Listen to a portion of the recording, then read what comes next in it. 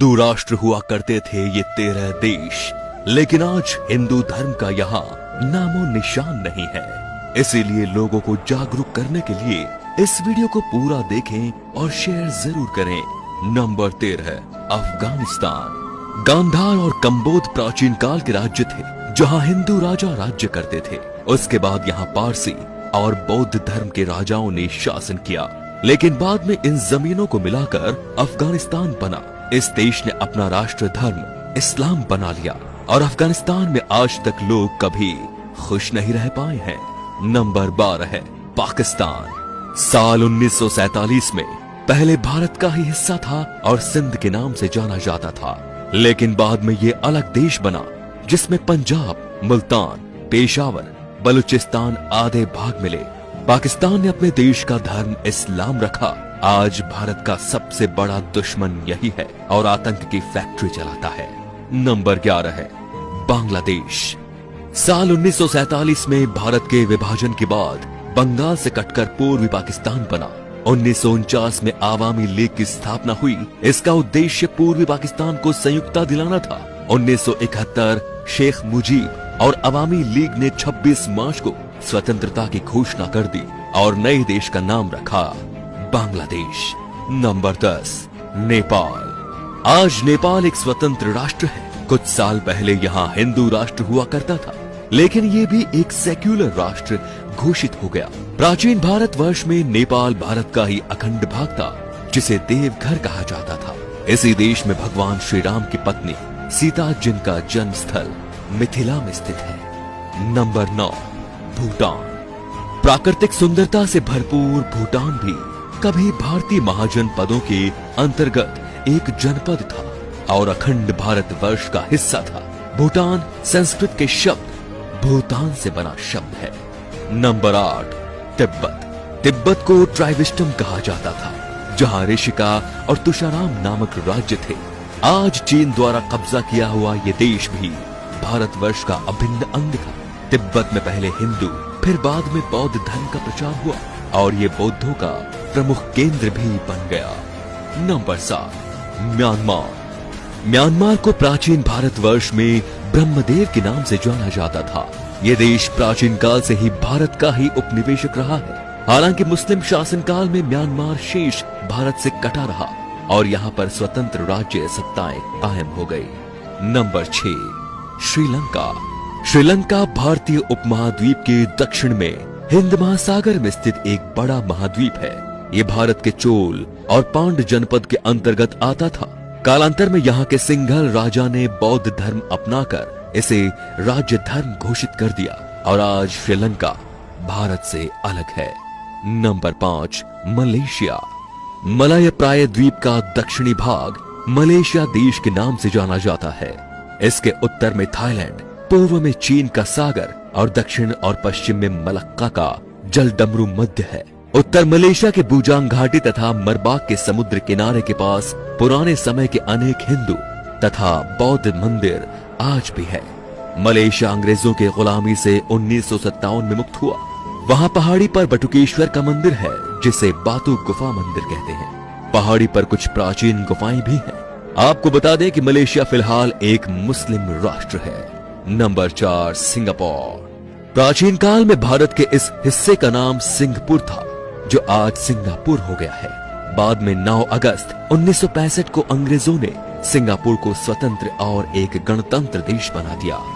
Number 3, Thailand. हमें भले ही घूमने के लिए कहीं जाना हो तो थाईलैंड का नाम दिमाग में आता है, लेकिन ये बहुत ही कम लोग जानते हैं कि थाईलैंड का प्राचीन भारतीय नाम श्याम देश है। प्राचीन काल में यहाँ हिंदू और बौद्ध धर्म और संस्कृति का एक साथ प्रचलन था, लेकिन अब ये एक बौद्ध राष्ट्र है। खैरात के दक्षिण पूर्व में कंबोडिया की सीमा के पास, उत्तर में लगभग 40 किलोमीटर की दूरी पर यूरीराम प्रांत में प्रशांत फ्नाम रंग नामक सुंदर मंदिर है। Number 2, Cambodia. पौराणिक काल का कंबोज देश, कल का कंपूचिया और आज का कंबोडिया पहले हिंदू रहा और फिर बौद्ध हो गया। विश्व का सबसे बड़ा हिंदू मंदिर परिसर तथा विश्व का सबसे बड़ा धार्मिक स्मारक कंबोडिया में स्थित है। यह कंबोडिया के अंकोर में है, जिसका पुराना नाम यशोधरपुर है। Number 1, Vietnam. प्राचीन भारतवर्ष में वियतनाम को चंपा कहकर पुकारा जाता था। चंपा के लोग चांप कहलाते थे। वर्तमान समय में चांप लोग वियतनाम और कंबोडिया के सबसे बड़े अल्पसंख्यक हैं। आज के ये अपने आप में एक स्वतंत्र राष्ट्र है। भारतीय इतिहास के अनुसार भारत के सम्राट विक्रमादित्य संपूर्ण अरब को जीतकर अपने साम्राज्य में मिलाया था। भारत में आज जिस तरह लोग जात पात में बंट रहे हैं, उससे हमारे देश को खतरा है, क्योंकि हमारे देश पर राष्ट्र विरोधी ताकतों की बुरी नजर है और वे हमें आपस में लड़ा रही है। इनसे सावधान रहना सीखें, नहीं तो हमें आज नहीं तो कल और कल नहीं तो परसों पछतावा तो होना ही है। तो दोस्तों, इस वीडियो को आग की तरह फैला दीजिए ताकि पूरा हिंदुस्तान सावधान हो जाए। Thank you. हिंदू राष्ट्र हुआ करते थे ये 13 देश, लेकिन आज हिंदू धर्म का यहाँ नामो निशान नहीं है। इसीलिए लोगों को जागरूक करने के लिए इस वीडियो को पूरा देखें और शेयर जरूर करें। नंबर 13, अफगानिस्तान। गांधार और कंबोध प्राचीन काल के राज्य थे, जहां हिंदू राजा राज्य करते थे। उसके बाद यहाँ पारसी और बौद्ध धर्म के राजाओं ने शासन किया, लेकिन बाद में इन जमीनों को मिलाकर अफगानिस्तान बना। इस देश ने अपना राष्ट्र धर्म इस्लाम बना लिया और अफगानिस्तान में आज तक लोग कभी खुश नहीं रह पाए हैं।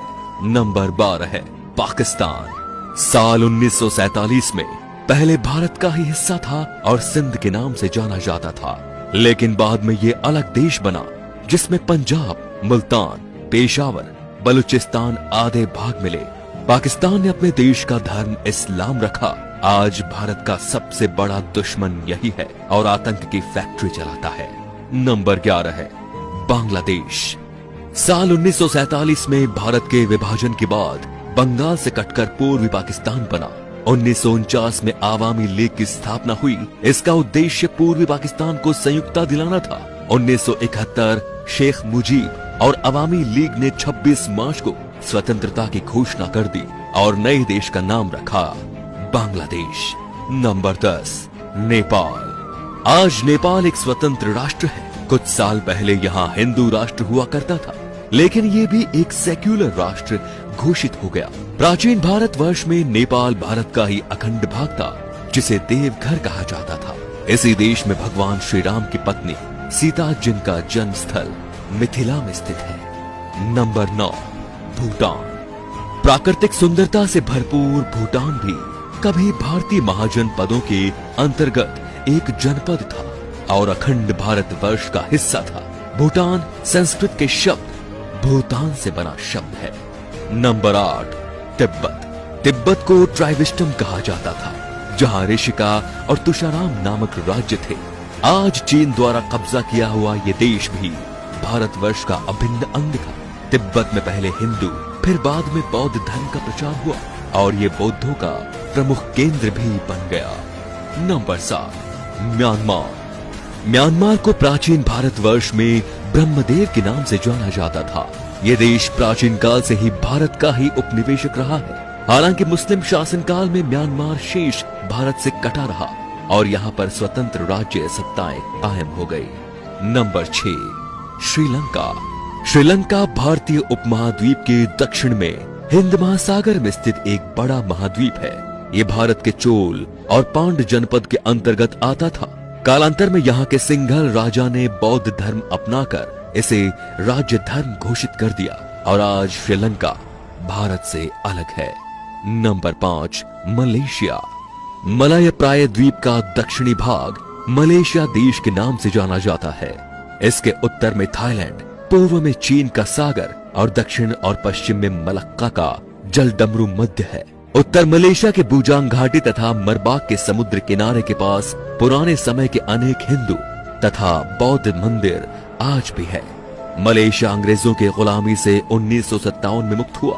वहाँ पहाड़ी पर बटुकेश्वर का मंदिर है, जिसे बातू गुफा मंदिर कहते हैं। पहाड़ी पर कुछ प्राचीन गुफाएं भी हैं। आपको बता दें कि मलेशिया फिलहाल एक मुस्लिम राष्ट्र है। Number 4, Singapore. प्राचीन काल में भारत के इस हिस्से का नाम सिंहपुर था, जो आज सिंगापुर हो गया है।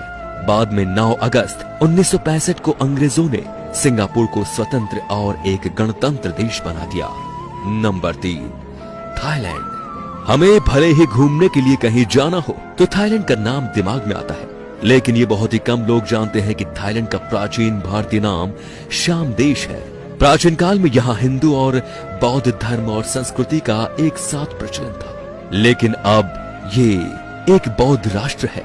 खैरात के दक्षिण पूर्व में कंबोडिया की सीमा के पास उत्तर में लगभग 40 किलोमीटर की दूरी पर यूरीराम प्रांत में प्रशांत फनाम रंग नामक सुंदर मंदिर है।